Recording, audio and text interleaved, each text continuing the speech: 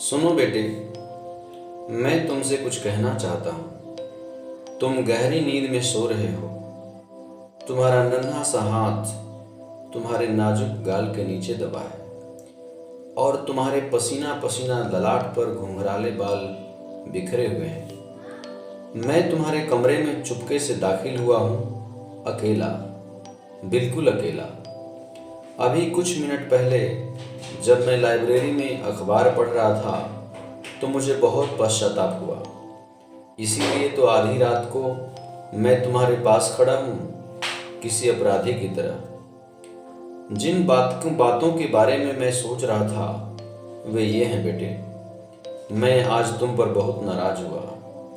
जब तुम स्कूल जाने के लिए तैयार हो रहे थे तब मैंने तुम्हें खूब डांटा। तुमने टॉवेल के बजाय पर्दे से हाथ पोंछ लिए थे। तुम्हारे जूते गंदे थे, इस बात पर भी मैंने तुम्हें डांटा। तुमने फर्श पर इधर उधर चीजें फेंक रखी थी, इस पर भी मैंने तुम्हें भला बुरा कहा। नाश्ता करते वक्त भी मैं तुम्हारी एक के बाद एक गलतियां निकालता रहा। तुमने डाइनिंग टेबल पर खाना बिखरा दिया था।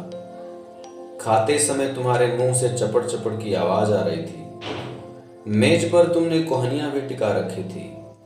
तुमने ब्रेड पर बहुत सारा मक्खन भी चुपड़ लिया था। यही नहीं, जब मैं ऑफिस जा रहा था और तुम खेलने जा रहे थे और तुमने मुड़कर हाथ हिलाकर बाय बाय डैडी कहा था, तब भी मैंने बिरकुटी तान कर टोका था, अपनी कॉलर ठीक करो। शाम को भी मैंने यही सब किया। ऑफिस से लौटकर मैंने देखा कि तुम दोस्तों के साथ मिट्टी में खेल रहे थे। तुम्हारे कपड़े गंदे थे, तुम्हारे मोजों में छेद हो गए थे। मैं तुम्हें पकड़कर ले गया और तुम्हारे दोस्तों के सामने तुम्हें अपमानित किया। मोजे महंगे हैं, जब तुम्हें खरीदने पड़ेंगे तब तुम्हें इसकी कीमत समझ में आएगी। जरा सोचो तो सही, एक पिता अपने बेटे का इससे ज्यादा दिल किस तरह दुखा सकता है। क्या तुम्हें याद है, जब मैं लाइब्रेरी में पढ़ रहा था तब तुम रात को मेरे कमरे में आए थे, किसी सहमे हुए मृगछौने की तरह। तुम्हारी आंखें बता रही थी कि तुम्हें कितनी चोट पहुंची है और मैंने अखबार के ऊपर से देखते हुए पढ़ने में बाधा डालने के लिए तुम्हें झिड़क दिया था। कभी तो चैन से रहने दिया करो। अब क्या बात है? और तुम दरवाजे पर ही ठिठक गए थे। तुमने कुछ नहीं कहा था, बस भागकर मेरे गले में अपनी बाहें डालकर मुझे चूमा था और गुड नाइट कहकर चले गए थे। तुम्हारी नन्ही बाहों की जकड़न बता रही थी कि तुम्हारे दिल में ईश्वर ने एक ऐसा प्रेम का फूल खिलाया है जो इतनी उपेक्षा के बाद भी नहीं मुरझाया। और फिर तुम सीढ़ियों पर खट खट करके चढ़ गए। तो बेटे, इस घटना के कुछ ही देर बाद मेरे हाथों से अखबार छूट गया और मुझे बहुत ग्लानि हुई। यह क्या होता जा रहा है मुझे? गलतियां ढूंढने की, डांटने डपटने की आदत सी पड़ती जा रही है मुझे। अपने बच्चे के बचपन का मैं यह पुरस्कार दे रहा हूं? ऐसा नहीं है बेटे कि मैं तुम्हें प्यार नहीं करता, पर मैं एक बच्चे से जरूरत से ज्यादा उम्मीदें लगा बैठा था। मैं तुम्हारे व्यवहार को अपनी उम्र के तराजू पर तौल रहा था। तुम इतने प्यारे हो, इतने अच्छे और सच्चे हो। तुम्हारा नन्हा सा दिल इतना बड़ा है जैसे चौड़ी पहाड़ियों के पीछे से उगती सुबह। तुम्हारा बड़प्पन इसी बात से नजर आता है कि दिन भर डांटते रहने वाले पापा को भी तुम रात को गुड नाइट किस देने आए। आज की रात और कुछ भी महत्वपूर्ण नहीं है बेटे। मैं अंधेरे में तुम्हारे सिरहाने आया हूँ और मैं यहाँ पर घुटने टिकाए बैठा हूँ, शर्मिंदा सा। यह एक कमजोर पश्चाताप है। मैं जानता हूँ कि अगर मैं तुम्हें जगाकर यह सब कहूँगा तो शायद तुम नहीं समझ पाओगे, पर कल से मैं सचमुच तुम्हारा प्यारा पापा बनकर दिखाऊंगा। मैं तुम्हारे साथ खेलूंगा, तुम्हारी मजेदार बातें मन लगाकर सुनूंगा, तुम्हारे साथ खुलकर हंसूंगा और तुम्हारी तकलीफों को बांटूंगा। आगे से जब भी मैं तुम्हें डांटने के लिए मुंह खोलूंगा तो इसके पहले अपनी जीभ को अपने दांतों में दबा लूंगा।